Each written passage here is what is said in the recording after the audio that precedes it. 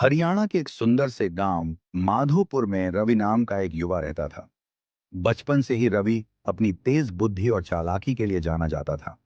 वह कोई भी काम आसानी से कर लेता और उसकी बातें सुनने में ऐसी लगती जैसे हर बार सही हों। गांव के लोग उसकी चतुराई से अक्सर प्रभावित हो जाते, लेकिन रवि का यह स्वभाव धीरे धीरे अहंकार में बदलने लगा। रवि के माता पिता किसान थे। वे ईमानदारी और परिश्रम से अपने परिवार का भरण पोषण करते थे, लेकिन रवि का स्वभाव उनसे बिल्कुल अलग था। उसे मेहनत करने से चिढ़ थी और वह हर काम को आसान रास्ते से करने की कोशिश करता। जब उसकी माँ उसे खेत में मदद करने के लिए बुलाती, तो वह बहाने बना देता। एक बार गांव के सरपंच ने फैसला किया कि इस साल हर परिवार को अपने हिस्से की खेती में एक बगीचा लगाना होगा। यह सुनकर रवि परेशान हो गया, क्योंकि उसे पेड़ लगाने और उनकी देखभाल करने में मेहनत करनी पड़ती। उसने एक योजना बनाई। रवि ने जंगल से छोटे पौधे तोड़कर अपने खेत में लगा दिए। फिर उसने उनकी जड़ें मिट्टी में गाड़ दी और ऊपर से पानी डालकर ऐसा दिखाया जैसे वे खुद उगे हों। गांव वालों ने जब उसके खेत को देखा तो उसकी तारीफ की, लेकिन यह सब ज्यादा दिन नहीं चला। कुछ दिनों में सारे पौधे मुरझा गए। सरपंच ने रवि को समझाया, बेटा, चालाकी से कुछ समय के लिए दूसरों को मूर्ख बनाया जा सकता है, लेकिन सच ज्यादा दिन छिपता नहीं। मेहनत का कोई विकल्प नहीं होता।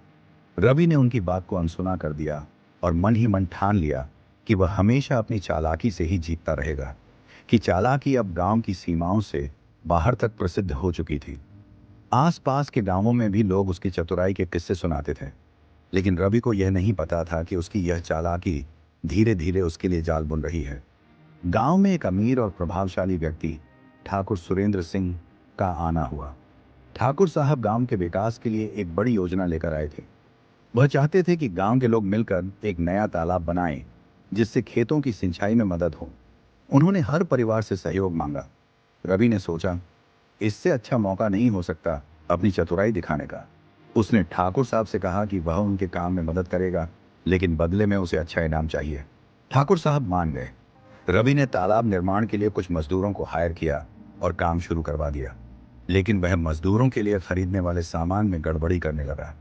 उसने कम दाम वाले उपकरण खरीदे और बची हुई रकम अपने पास रख ली। इससे तालाब का काम धीमा हो गया। धीरे धीरे गांव वालों को शक हुआ कि तालाब निर्माण में कुछ गड़बड़ है।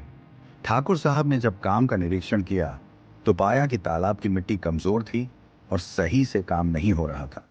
उन्होंने रवि को बुलाकर पूछा, यह क्या हो रहा है? मजदूर शिकायत कर रहे हैं कि उनके पास अच्छे औजार नहीं हैं। रवि ने झूठ बोलते हुए कहा, मुझे दुकानदार ने खराब औजार दिए हैं, मैं खुद इस काम को ठीक करवा दूंगा। लेकिन ठाकुर साहब ने उसकी बात पर यकीन नहीं किया। उन्होंने अपने आदमी भेजकर सारा सच पता किया। जब सच सामने आया तो गांव वालों को रवि की चालाकी का पता चला। गुस्साए गांव वालों ने रवि को फटकारा और उसे तालाब निर्माण से हटा दिया। ठाकुर साहब ने कहा, चालाकी से कुछ दिन के लिए तो तुम हमें धोखा दे सकते हो, लेकिन सच हमेशा सामने आता है। अपनी बेइज्जती से बचने के लिए रवि ने एक और चाल चली। उसने गांव के सरपंच के खिलाफ झूठी अफवाह फैलानी शुरू कर दी कि सरपंच गांव की जमीन ठाकुर साहब को बेचना चाहते हैं। गांव वाले यह सुनकर चौंक गए और सरपंच से जवाब मांगने लगे। रवि को लगा कि उसकी योजना काम कर रही है, लेकिन उसने यह नहीं सोचा कि झूठ के परिणाम कितने गंभीर हो सकते हैं। सरपंच ने अपनी सच्चाई साबित करने के लिए ठाकुर साहब से मदद मांगी। ठाकुर साहब ने गांव वालों को समझाया कि सरपंच पर भरोसा करें।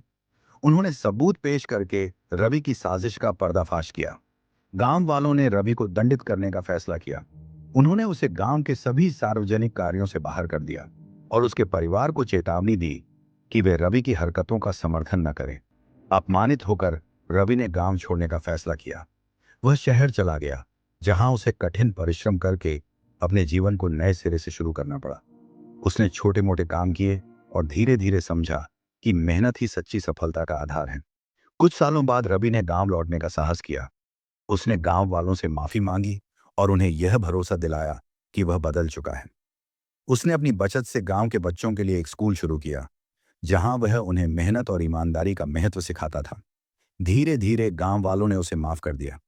रवि ने यह साबित कर दिया कि गलती करने से बड़ा होता है अपनी गलती को सुधारना। उसने अपनी चालाकी छोड़कर मेहनत और सच्चाई का रास्ता चुना। यह कहानी हमें सिखाती है कि चालाकी से कुछ समय के लिए सफलता मिल सकती है, लेकिन यह स्थायी नहीं होती। सच्ची सफलता मेहनत, ईमानदारी और दूसरों के साथ सहयोग से मिलती है।